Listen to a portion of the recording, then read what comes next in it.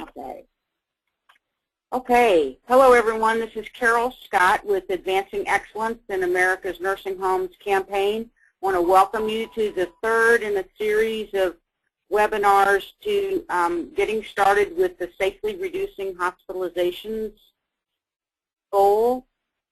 Today's webinar is hosted by Advancing Excellence, and our two speakers are with the CFMC, the Colorado QIO.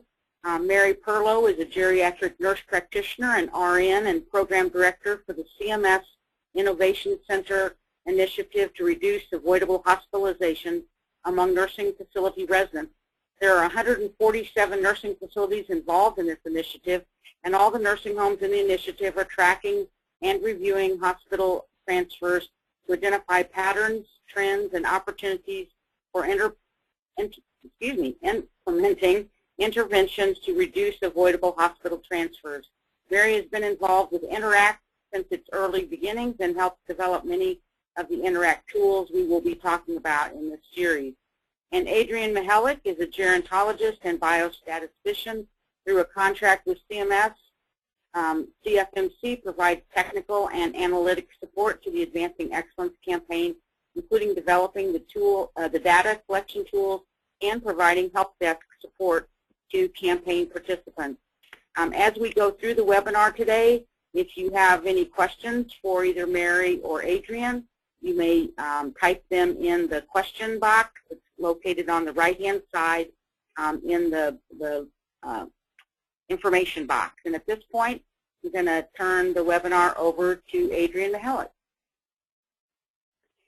Carol, thank you so much. And everybody, it is good to have you back. It looks like we're at about 200 out of, I think we have over 1,000 registered for today. Now that there'll be some no-shows. So I'm just going to slowly ease into an introduction for today, and as people are signing on.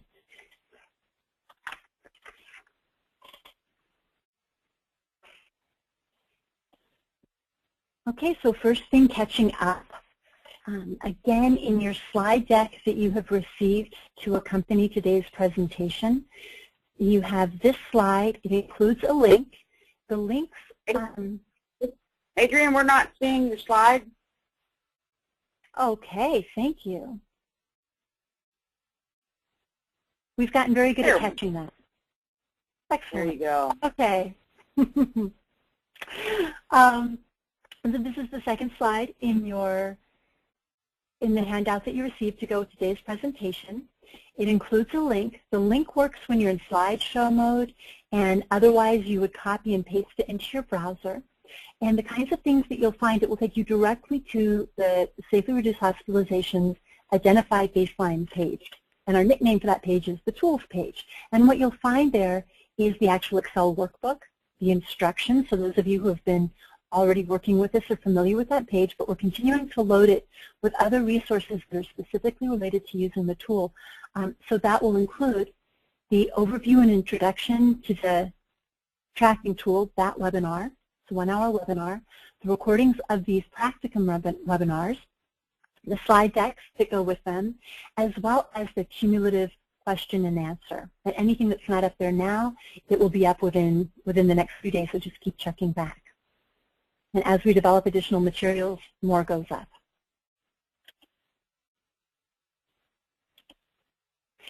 And in that question and answer that you'll see there, I just want to bring your attention to two things. One is that we got some wonderful tips from users, things that are helping them, or challenges they had and how they resolved them. Please take a look at that. I put it right at the top of the question and answer. The remaining questions were really fantastic. I want to thank you all for those. They reflect the kinds of questions that we get on a daily basis to the help desk. It's wonderful to have them articulated directly from your point of view in this particular context and be able to write answers to those. I hope they're helpful. Please let us know. We'll refine them. I'm going to keep them up there. We're editing it a little bit, and we're going to be posting that to the website as a standalone document for people to read. So if you are having questions, please do skim through that. It's great to see what other people are working at and what their questions are. we've had, not only did we have a question come in via the chat on yesterday's webinar, it was just yesterday, in webinar number 2, and please keep those coming at any point during our presentation today. Be writing in those questions, comments, your tips, what worked well for you, what your challenges were. If we have time at the end of today, we'll talk about them. If we don't have time, we're going to write responses and share those with everyone. But they're really terrifically helpful. So go ahead and do that, and they all get captured by the utility that we're using. So it's a terrific thing. We had both on last session's Q&A as well as separately via Carol, somebody had written in wanting to know about this webinar for leadership, for somebody at the corporate level wanting to do homework if you're not on the front line, or wanting to somehow be involved in the campaign directly, as nursing homes obviously have some real hands-on work to do, and that's laid out with packages and the support for you. That was a fantastic question. I took a stab at a first paragraph for that, but it's something that we could talk about a great deal. There's huge opportunity, and it's very, very important that, that we have you on board. And I'd like to brainstorm about what we could do to take advantage of your enthusiasm. So there'll be a slide at the very end of the presentation where I'm going to ask about going forward things that we could do. That's one possibility, is that we have a workshop for leadership and those at the corporate level, and also for corporations, how to work as homes together as a group, as well as other ideas that you'll have. Okay. So progress report. We're going to do a poll, and everyone's going to shout out if we don't get back to the slides after the poll. We had a glitch with that last time. And this is just to see where you are. So just quickly read through this. You're going to select all that apply. I want to know if you're entering some data. If you were last in our second session, Mary, who's with us again today, of course, is introduced us to the Interact QI review tool, and I want to know if you've used that, if you had a chance to download that and try it. If you went so far as to actually enter those 3 additional fields from the QI review tool, one being that you would use the tool, but the other 2 being primary clinical reason for transfer, primary contributing reason for transfer. And if you managed to get up to the Advancing Excellence website and access the probing questions on the website. So just give us an idea about where you are with that. And again, this is not a quiz. It's just for our interest, and we will come back to these toward the end, but it kind of helps us also know maybe some points to hit on as we're going through today. But we'll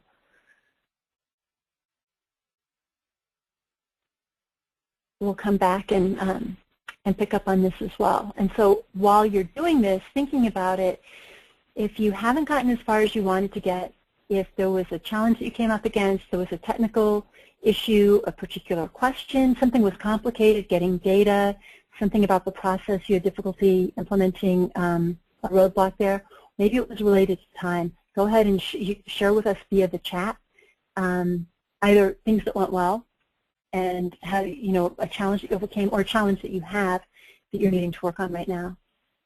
And I don't see the poll questions. I don't get to see those. So, Carol, if you want to let us know how we're doing. Yes, we had 61% that said they have entered required fields. 53% said they have used the Interact QI review tool. 25% have entered the 3 additional fields, and 23% have accessed the probing questions. Wow. Tell me again, number 2, how many were able to try out the Interact QI review tool, or the percent? 53%. That is just terrific. And we know, I'll speak for myself, these last couple of weeks just flew. And I know even more so for you with what's going on a daily basis. So it's on our minds. We know what to do. We know where it is. and you have resources. When the time comes when you can access that and go ahead, just print out one copy of it and give it one try. It's a matter of getting our feet wet, taking that first bite. That's the theme for today. And you know where to find us. And everything is recorded as well, but those sound like really great results to me. I am totally delighted. Thank you all for working on that. I'm going to switch slides, and I'd like to have a shout out whether you're seeing my screen again. So hold on a second, I'll tell you. Yep, I switched my slide. Are you seeing the circle of success?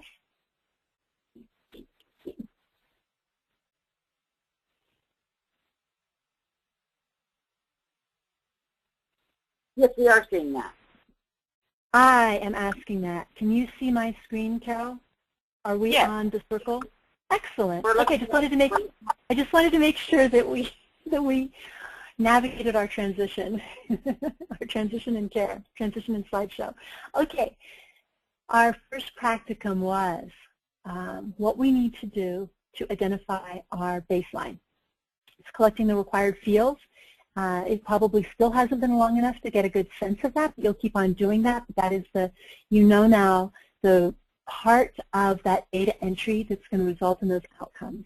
And you'll be looking at those for a little while to get a feel for them and the kind of up and down that you typically see.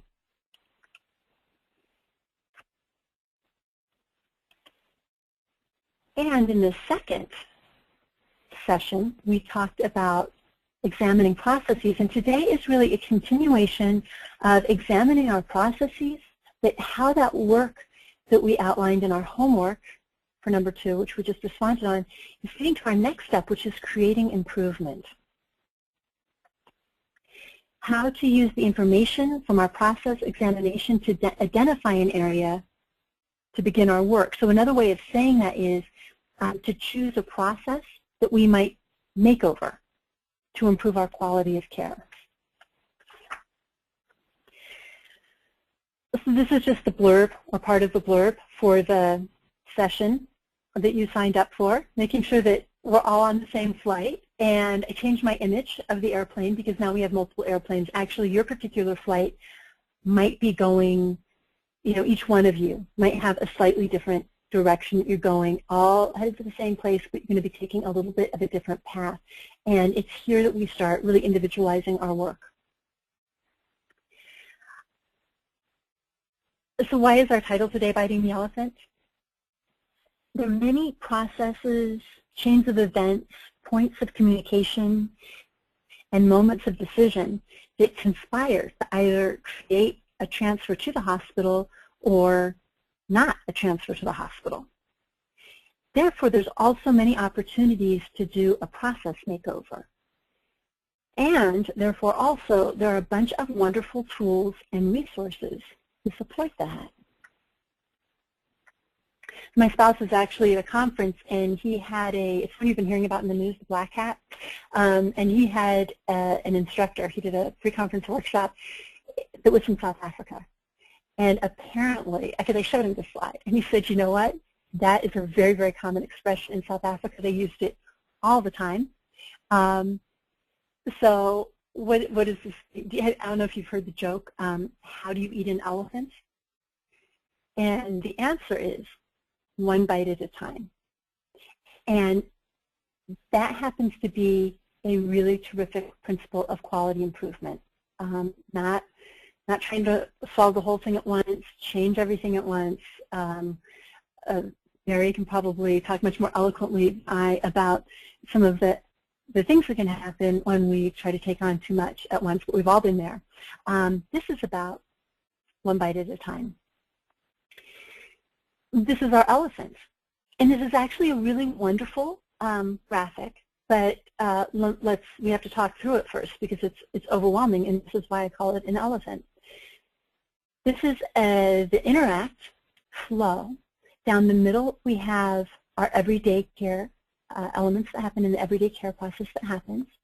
So a new resident is admitted, change in status, somebody's alerted, evaluation, transferring clinician is notified, possibly then resulting in an acute care transfer. Okay, and then down at the bottom, the quality improvement program, and apply learning to improve care processes and education. So you can imagine this kind of looping back around. Of course, we have a cycle here. What we have on this side, let me see if my animations work. There we go. We have on the side are the many tools that comprise the Interact program. Interact is not just a single tool. It's not even the bunch of tools. It's a whole vision, a view, and a program, and a way of caring for our residents and managing our communications and processes. The first group I've outlined in blue are tools that come to play during the daily care of the resident. The second group are ones that come to play during an active transfer process. And not all of the tools are listed here, and not all of the resources. It's tools and resources. They're not all listed here. For example, the Nursing Home Capabilities List is a wonderful resource, and that's not on here. So please go to that Interact website and familiarize yourself with what's there. Down at the bottom, highlighted red, are the quality improvement tools, the QI review tool that you're working with, the pen and paper one, and the hospitalization tracking tool. So the first part of our webinar today, we're going to introduce some of these tools, and that's going to be primarily Mary, in fact almost exclusively Mary, who is the reigning expert in this. We're really so lucky to have her with us. And in the second part, we'll get back to the tracking tool and how this all fits together. I am just going to kick us off. At the top, we have advanced care planning tools. And advanced care planning kind of, it's at the top for a couple of reasons. One is that chronologically, it comes right up there at the top, but also philosophically. It really begins with the resident, and that encapsulates our view. So one of the reasons I wanted to say a few things about it, twofold. One is, I'm going to go ahead and flip the side, is that we have a lot of resources. I'm going to talk to you about these in just a minute, but I had a help desk conversation 2 days ago with a home, and it was wonderful. In talking through the scenario, it became really clear that there were some great opportunities in what had at first seemed like a sort of, what to do kind of issue. So succinctly, the scenario involved the resident has a DNR. So the question was, on the Advanced and Excellent Safely Reduced Hospitalization Tracking Tool, that Excel workbook that you're working with, there is the option to record whether advanced care plan discussion has occurred in the last quarter. And at the time of this transfer, was that advanced care plan reviewed to ensure that the transfer was consistent with the resident's expressed preferences? And the scenario succinctly was the resident had a DNR, but both the doctor and the family were insisting on the transfer. So it was really irrelevant that there was a DNR. So we didn't review it. And, it didn't matter. So do we really need to have to, it was something like that. Like, it's an NA at this point. So do we need to record it? From my eyes, working with the package of resources that we have and hearing the work group that designed the Advancing Excellence tracking tool and the advanced care planning materials, and with the Interact team talking about advanced care planning, I heard something a little bit different. And so as we talked through it, these were the kinds of things we saw. So the first thing was, and we could, very briefly, because we could do, this is another question, you can answer this at the end, we could do a whole hour or even a whole series just on advanced care planning, or really probably on any one of the tools that Mary is going to be reviewing in a super short period of time, unfortunately. So we have the opportunity to go on with more of these. Where is the resident in this scenario? Well, the family and the clinician were insisting on the transfer. What about the resident? Well, no, the resident isn't really consulted, and a lot of the time, the resident's not in a position at that point to weigh in on the decision to have an opinion at that point. Well, that's actually the point of having an advanced care plan. DNR. DNR is not an advanced care plan, And a pulse or MOLST is also in itself not an advanced care plan.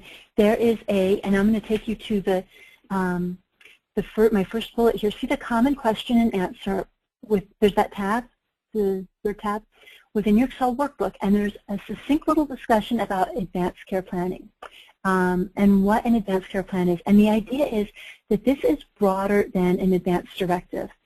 That we have the time to have that discussion about these are the conditions that I have, this is what I might expect to see going forward, what can the nursing home, what can be handled in-house, what might I want to go to the hospital for that couldn't be provided in-house, what are the risks and benefits of a hospital transfer, and really understanding those, having that full conversation when we're not in a moment of feeling like we need to make a split-second decision or things are feeling very urgent and we don't have the time to take all of these things into consideration, but really to think also broadly about, I have COPD, these are the kinds of changes in my health that I might expect. This is what an acute event would look like. What do I want to do in that case?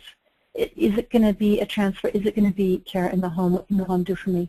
What additional services might I benefit from if I actually had a transfer? What would be the reasons not to do that transfer?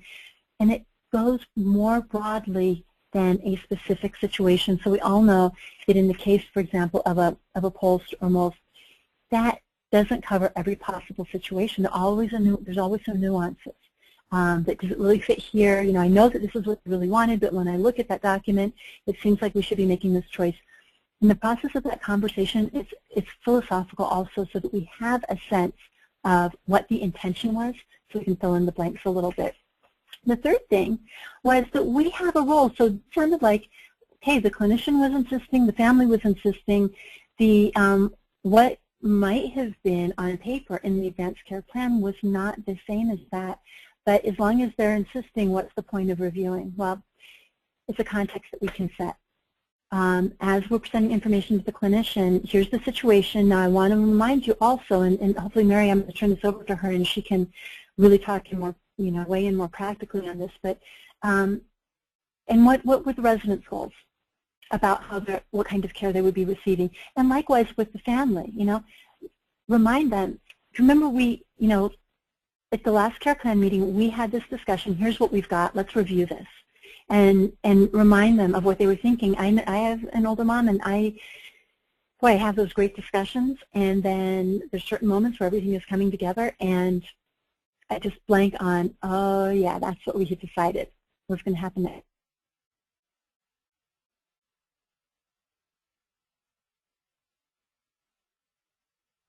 Excellence resources for advanced care planning at this link in the last round, the last phase of on advanced care planning. We have a great advanced care planning tracking tool that's a very simple Excel workbook to track the documentation and the discussions, but also a number of other resources. Interact also has some terrific resources for advanced care planning, and remember, you just click through that licensing agreement and you'll get to the list of tools. Scroll down until you see the group of items that includes the advanced care planning resources. And also within the hospitalization goal, there are two fact sheets for residents and family on some of the reasons, and the work group worked very hard to craft these in such a way. One of them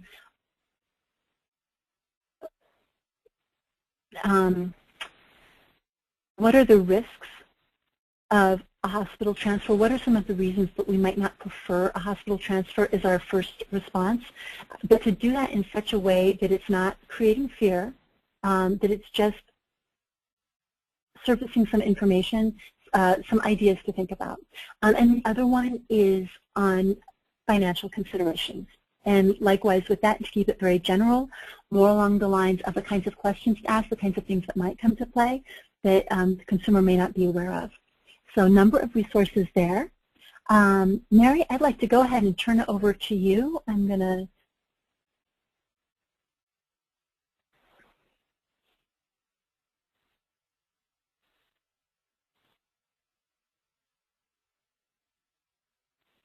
Okay, and I think I've given you the screen, Mary, and let me know if you're not seeing your cues.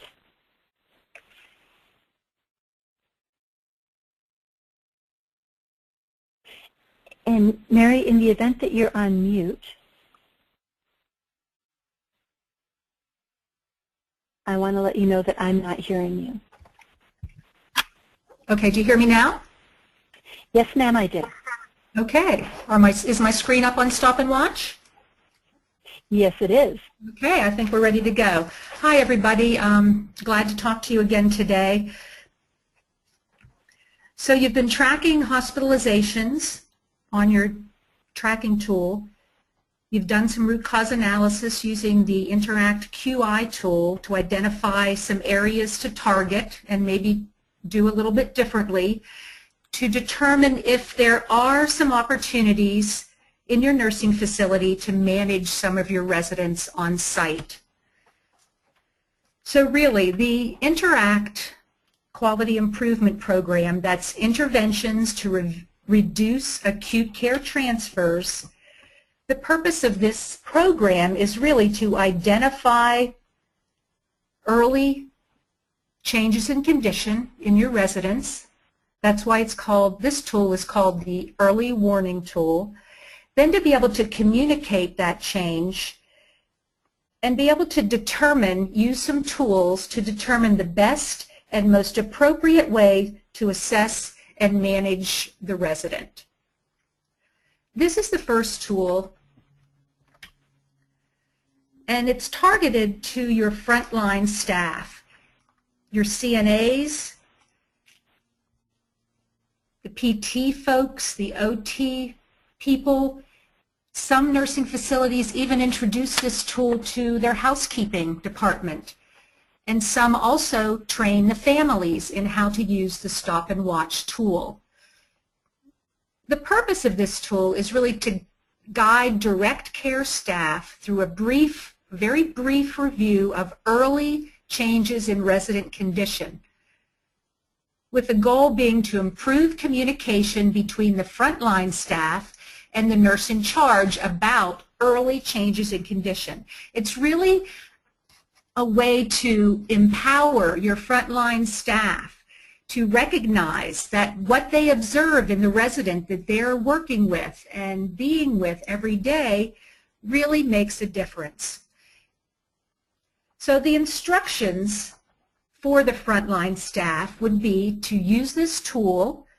Some people use it, you can download this from the Interact website, make copies, put them on the unit, and train your staff how to use the early warning tool.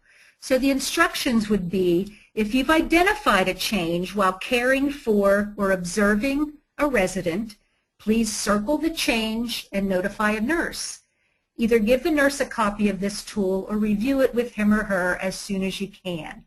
And you can really add more than one, you can circle more than one observation on this sheet. And you can see they're very simple things. You can read through those. If we're talking about scenes different than usual, they're just not their usual self, some sort of a change in personality, communicating less, they're quieter, drowsier, are they confused, is there a change in speech? Overall, the resident needs more help, needs more assistance. There's some change in the way they're walking or transferring, or a difference in their balance, their ability to balance. Pain is self-explanatory. Participating in less activities, do they seem withdrawn? Is there a decline in their activities of daily living or a change in their normal routine? So the idea here is to have frontline staff recognize that these are early changes that can result in an acute episode a day or two later. The key with this is that the CNA is empowered to fill out this form. They report it to the unit nurse. The unit nurse then communicates to the supervisor if there's been a change. They take this time to go and do an assessment of the resident, and evaluate if they need to communicate the change in condition to the physician or the nurse practitioner. Then they provide feedback to the CNA on what the outcome was, and there are opportunities for the CNA to sign their name or the PT or the family member, and then the idea is to close that loop and have the nurse respond and be able to document that she's responded. We hear sometimes that CNAs report things to the LPN and then sometimes they feel like it's not acted upon or not taken seriously. So closing that loop is really huge to building a trusting relationship with your frontline staff.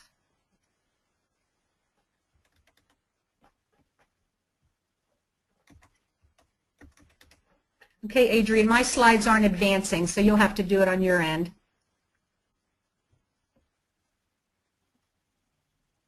Okay, I'm just getting myself off mute and... Well, there we go. Sorry. Oh, you got him? Okay. I got it now. Okay, so you're the LPN, you've gotten a stop and watch from your CNA. There are a series of decision support tools that you can use to make a decision on whether or not you need to follow up with the primary care provider or with your nursing supervisor. This is a tool, it's called the Change in Condition File Cards. It's a series of cards. It goes from A to Z. What some folks do is copy off these file cards onto a large file card and place them in a file box at the nurse's station for easy reference. You'll get some information related to signs and symptoms. Like I said, it'll start from A and go through Z with all kinds of signs and symptoms that you will experience in your residence. You can use this as a tool to sort of make a decision. It's a really great educational tool, whether this is there's an immediate cause to notify someone, or that it's not immediate, but it is something that you want to mention fairly soon, that it may not require an immediate call to the primary care provider. It also lists normal lab result levels, which is also very helpful when you get back your residents' labs to be able to determine if this is an immediate problem or an acute lab issue that needs to be reported right away, or it can be filed on the residence chart and discussed with the physician or primary care provider when they visit next time. So take a look at these at the Interact website. Another decision support tool is the Interact Care Paths. This looks like, I think, one of those elephants that Adrian was talking about when you first look at it. See if I can get this a little bit bigger for you. Okay. There are 9 care paths in the Interact series. There's one for acute mental status change, change in behavior, dehydration, fever, GI symptoms, shortness of breath, symptoms of CHF, symptoms of lower respiratory illness, and symptoms of a UTI. Those are the most common reasons why residents are transferred if they've ended up having one of these acute change in conditions. And if it's not recognized early, sometimes you have no choice but to transition the resident to the ER for an evaluation. So the care paths, take them a piece at a time. They're all structured the same way. They provide guidance on when to notify the MD or the PA or the NP, and they work in conjunction with the file card, so everything is cross-referenced and they build on each other. It can help suggest some evaluation strategies and provide some recommendations for management and monitoring at the facility. It's a great educational tool You can get these printed on large posters to have it at the nurse's station for easy reference. This will just give you some guidance and some structure in working through a symptom. Okay, you've worked through your care path, taking it a piece at a time. You've determined, yes, I believe that we need to communicate this to the primary care provider. So this tool is a communication tool. I'm sure many of you have seen this in even in the Interact program or in a different form, the S-bar.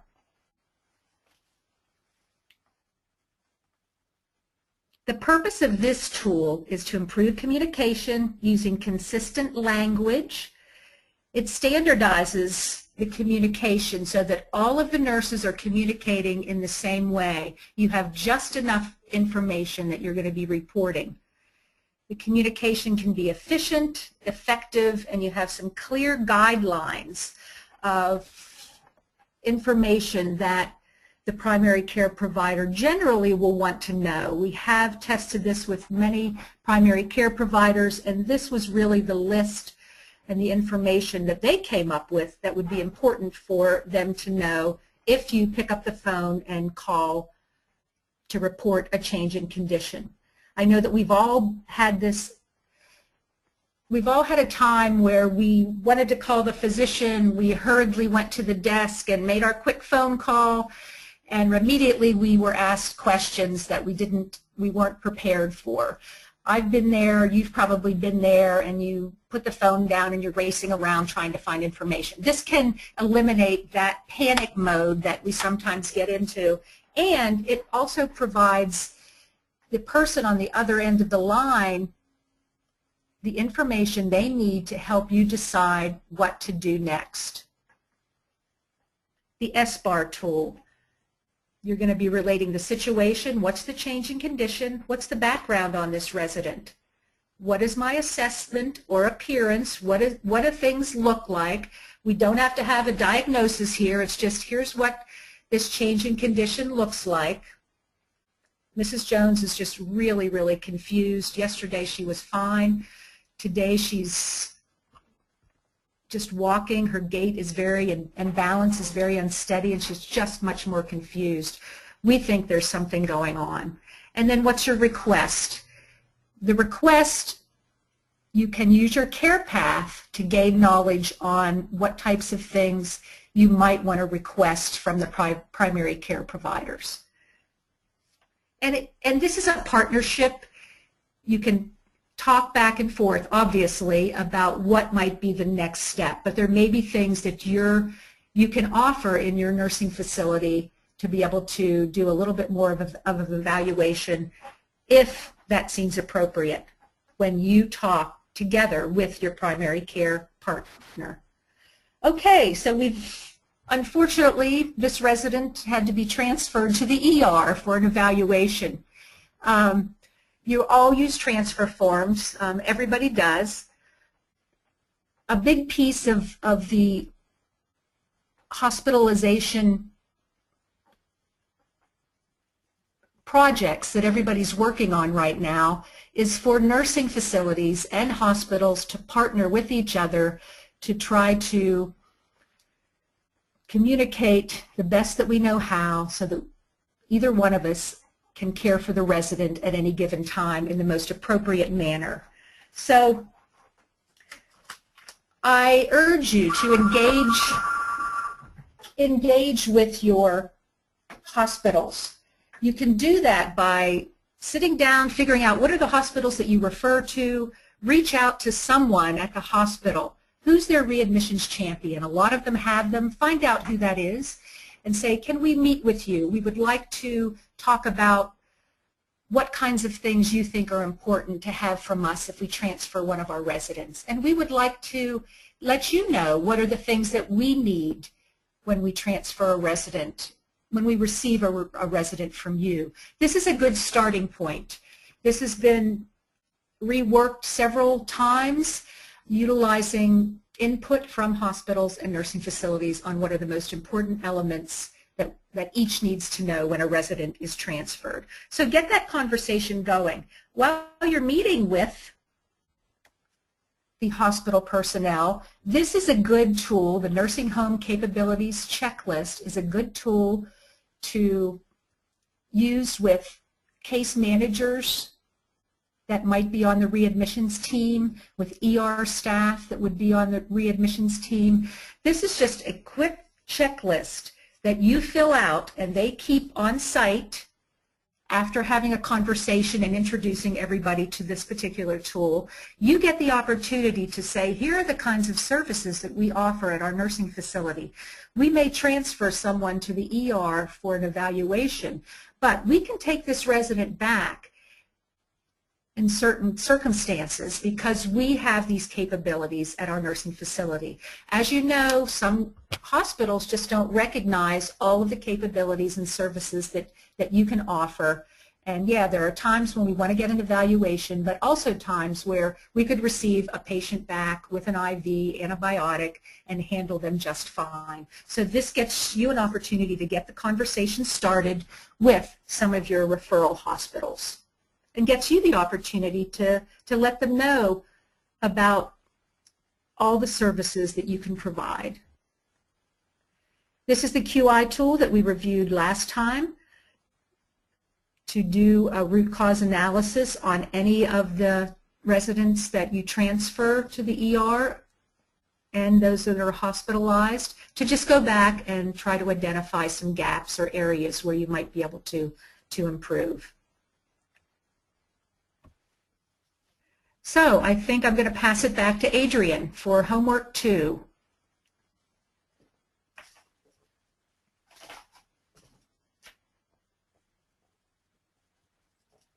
Okay.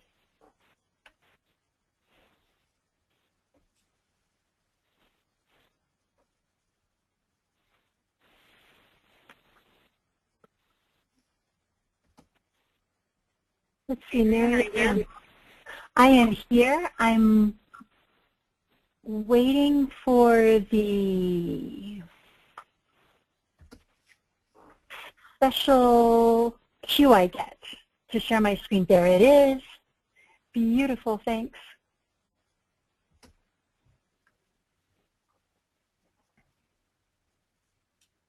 Okay, let's just.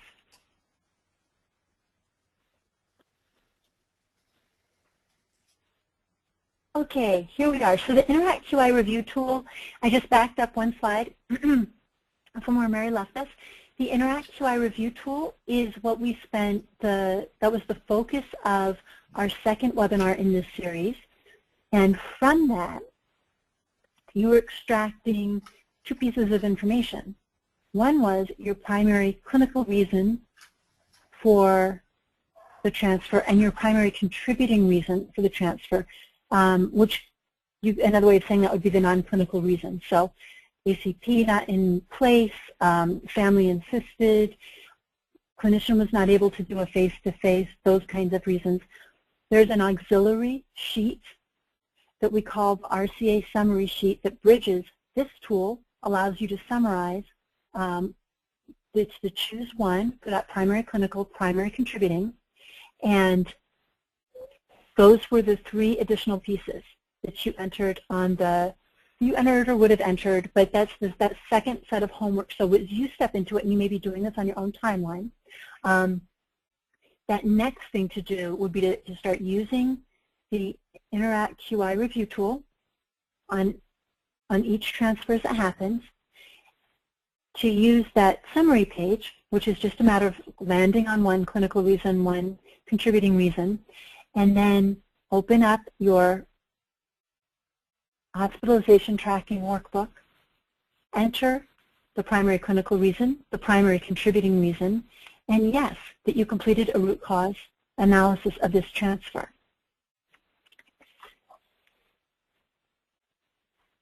Again, when we do that, what we're doing is tracking the implementation of that process. Even if we say we're going to be doing the Interact QI review tool on all of our transfers, May take a little while to get that process in place. That right there is a process. That's a process makeover.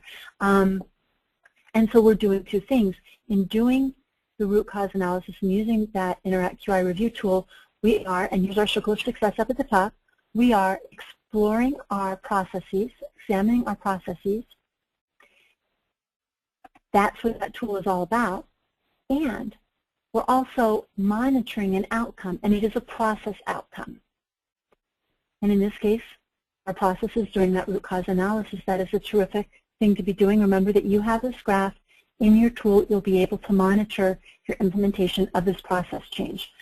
One of the reasons I wanted to review this is that look at these other processes that you can work the same way. Remember, we're a bunch of planes now. We're going to start working this in our own way. And let me emphasize something. When I talk about biting the elephant, I am hoping that at some point we each finish our elephants. The idea is not that we start with a nibble and then we end there. It's that we start with one place, we work on that, we get that well established, and sometimes we start it in one area of the home. It might be that we start using the S-bar in one area of our home where we have some strengths and some readiness. We may have a physician who's on board with it. We may start it there and then spread it out. And likewise with the use of any particular tool, once we get that one well embedded, we've really internalized that in our processes. We can pick up another thing and start working on that also once we see, and that's why I love these graphs, because it helps us see where our successes are. And remember that you can annotate these. What did you do here?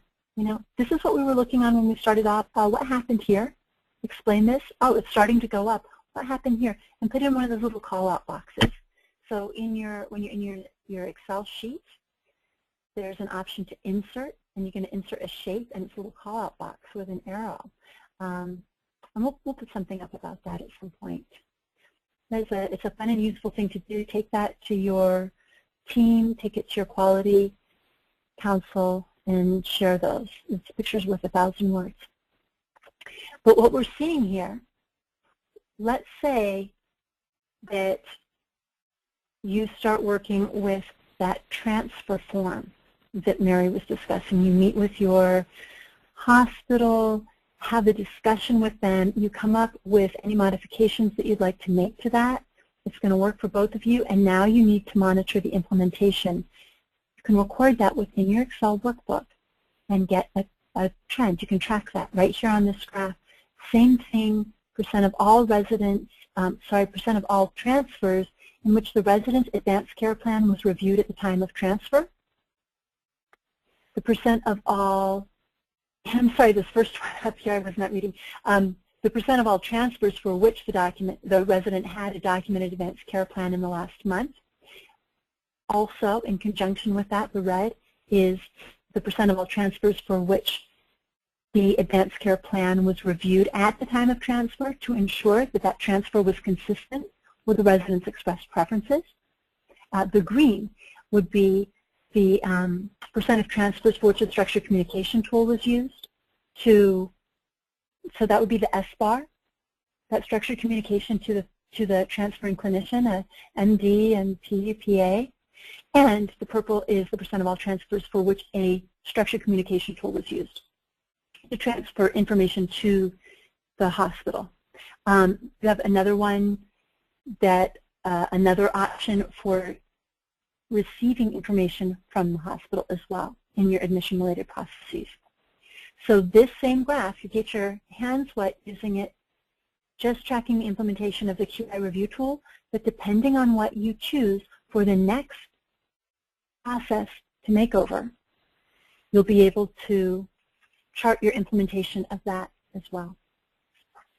Okay, so when you enter that information, your primary clinical reason for transfer, you'll get a bar chart that may or may not look anything like this. You may just have a few key reasons that are showing up. It may not have the heaps that you see here. What we're seeing in this chart,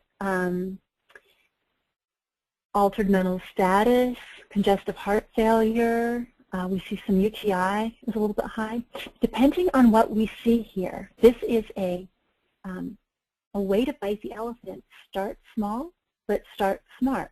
We could use this to decide which care path we might implement first. And it's nice to start, you might start with one, like let's look at one, really get familiar with it, how it works. Where are we going to put it? Are we posting it on the wall? Mary talked us through some of the implementation techniques around that particular resource. Once everybody's familiar and on board with one, then how to use the next one, piece of cake. I'm saying that. I don't know what I'm talking about. But then you can add in more and more.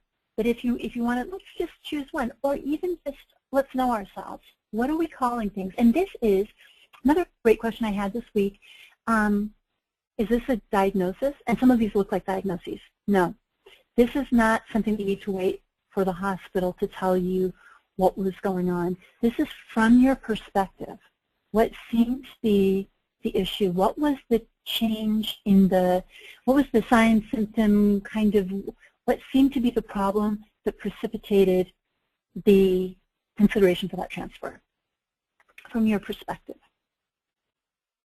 So tooltip, again, the Interact Changing Condition file cards, the care paths, and then Advancing Excellence has a few goal packages and tracking tools related to some of these, depending on what you were seeing. So for example, if you had a situation where you were seeing a lot of infection-related transfers, consider our infections goal, infections monitoring and management goal, and we have a wonderful tool.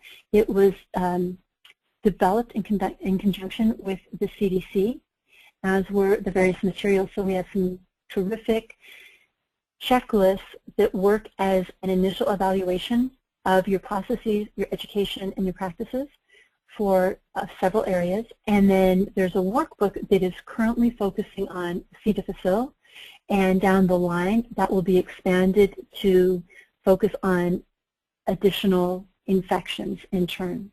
But in this particular course of the campaign, we're focusing on C. difficile. Similarly, you may decide, based on something that you see here, maybe to use the appropriate use of antipsychotic tool, and that is another wonderful tool. We are working in conjunction with the CMS Partnership to Improve Dementia Care, and that is a really wonderful tool and fills some gaps. There are other tools out there for tracking use of antipsychotics. This one fills some gaps. Okay, primary contributing reasons for transfer, and this is really, I think, such a rich place to go with your team to look at this, look at it in conjunction with those probing questions, with your knowledge of what's going on in your home, and use this as one of the pieces of information to help you decide, is it the left ear that's going to be the best or the right haunch? Where's that first bite going to be? And choose something. So it might be advanced care planning, and you have a slide that has a list of resources, and also I think a website was, the National Decision Day website was also suggested, and I think both of these, both the AE and Interact will probably point you to that as well. The Interact SBAR, if you're finding that you're seeing practitioner unable to provide face-to-face, or clinician is insisting, that sort of thing, you may want to start working with the SBAR. The Interact Nursing Home Capabilities Checklist, especially where, equipment not available, things related to lab supplies, resources, things like that. Sometimes there may be a use for using that capabilities checklist in-house and with the docs and getting everybody on board as well with what could reasonably happen there. Remember also that we have a consumer-friendly version of that nursing home capabilities checklist on the Advancing Excellence website that was developed really to be a partner with this one. The Interact version is for use with your healthcare partners, with the hospitals. But we have one also for sharing with families and residents to help educate them about what you can really do in home, and what would, at what point would the appropriate choice be to transfer to the hospital as well. So just to start about some of the places you might go with this, it is all meant to be actionable data. Nice to know, really great to use it. Think about it, what does it mean? What could we do? The idea is that these are places where we could intervene.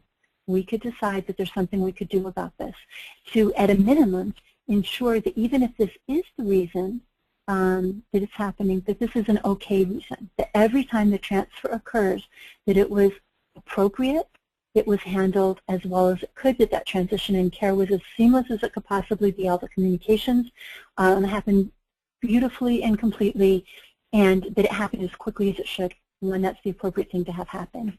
Likewise, when it's appropriate to keep the resident in home when that is their preference, and that all of the communications around that and the decisions around that happen as beautifully as they could. So homework number 3, and I'm down to a couple of minutes, so I'm going to race through some slides. You can look at this. This is going to be very straightforward for you. You're going to continue to do what you've been doing. With your team, what we just talked about, look at those bar charts, review the probing questions, choose 1 or 2 processes to focus on. This is where we've got the multiple planes. Everyone's taking the direction that's appropriate for them, given your interests, your resources, and what the data is suggesting to you. So prioritize based on your data. And then track the implementation for those tools that you can track within your hospitalization tracking tool. Go ahead and enter that. If you're doing an SBAR, if that's part of what you're working on, record every transfer when that SBAR was used. Okay. You have a variety of additional fields that you could be, so if you have questions, be texting those in because we'll respond in writing. And I like that anyhow because lots of folks aren't able to come at the last minute. We can do it in writing and address it for everybody. I can also have discussions with you over the phone or via email. You have my contact information. There are a number of other fields that you can track, and I'm going to go through this very quickly. Start small, start smart. If you want to start with a structured transfer tool to the hospital, which one are you going to start with?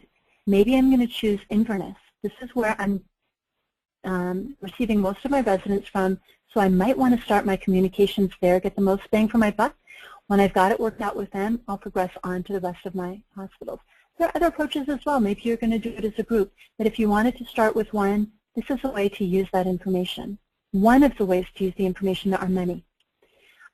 Likewise with clinicians, where am I going to start using my SBAR? Maybe if I got Dr. Jekyll on board first, he can become my champion for using the SBAR, might even be able to help me with my other clinicians. But that also has to do with Dr. Jekyll. You know, maybe Dr. Watson is where I need to start because of other things that I know. So this is one piece of information to use in that process. We discussed that you'll be able to track your implementation of those processes. This is what that same root cause analysis graph looks like. Now I've added in my advanced care planning and the review of the advanced care plan. One of the things that we could talk about further, but I want to be sure that you know that this is available within your tool, sharing data with your staff, sharing data with hospitals, it is a great way to create change. The graphs are all selectable. You can select them. You just click on it, and you can copy into another document, your own PowerPoint presentation. You can print them out, put them in a Word document, share them with your team, with your leadership, and you can share it with your hospital. The way this particular tab works, and it is called the customized process tracking, or the customized, progress tracking. I have a little drop down here. I can select my hospital from this list. When I do, it will display for them their 30-day readmission rates. Over time, wonderful thing to take into your hospital to start the discussion. Likewise, with these individual charts, we call them item summaries. You can also get this customized for a particular hospital or for a particular health plan, if that's who you need to be working with. Okay, your data for website entry, entering your data on the website is a really important step. Please register for the campaign if you haven't already. We will be able to, when you enter the data to the website, you'll be able to track it. You'll be able to advertise to the world that you are participating in the Advancing Excellence campaign. Again, we've got this beautiful digital map that we'll be displaying on the website. Visitors to the website, and that includes your customers, will be able to locate you on that map. If you're an active participant, you're going to have the good color push pin. You'll be able to customize a calling card that presents your contact information phone number, website if you choose. Your actual data is not displayed to anyone. That's for you. This is your housekeeping. We want you to be able to work on the things that you most need to work on. That's not shared. But what you will be able to see is comparative data for your state and for the country, other participants in the campaign that are working on the same goal. And we think that that'll be a wonderful additional benefit. So it's a monthly data entry. It takes less than 10 minutes once you get it going. This is what the data entry looks like. You're just transferring a handful of numbers into the website just to aggregate data. We don't have this set up as a poll. Please chat us or send us an email. Do we need to do more? Would it be great to have office hours once a week, once every 2 weeks, once a month, something like that, to get on and just discuss any technical issues you're having either with the tool or perhaps brainstorm with peers about implementing some of these process changes, whatever you would like. We can have invited guests, something like that. Let us know what you'd like. And thank you all so much. It is fantastic to have such an enthusiastic group. Your progress has been tremendous. We've really enjoyed working with you, enjoy continuing to work with you. I know I'll be hearing from a lot of you via the help desk. This is the help desk email is on this last slide. And I saw somebody had a question about getting the slides. We'll make sure if you are registered, we have your email, and you'll be receiving emails from us in the slide deck. This is my phone number. Again, thank you so very much. And we look forward to hearing more from you and about your progress. And Mary, thank you so much for sharing your excellent knowledge of the tools. What a treat. Adrian and Mary, thank you again. We've had some really good questions that have come in that Adrian will respond to, and we will include the answers to those in the email that has the recording of this webinar. Again, thank you to our speakers, and thank you to all of you who are working so hard to have good practices in place that that do in fact make nursing homes good places to live and work and visit. So thank you very much and have a good day. Bye-bye.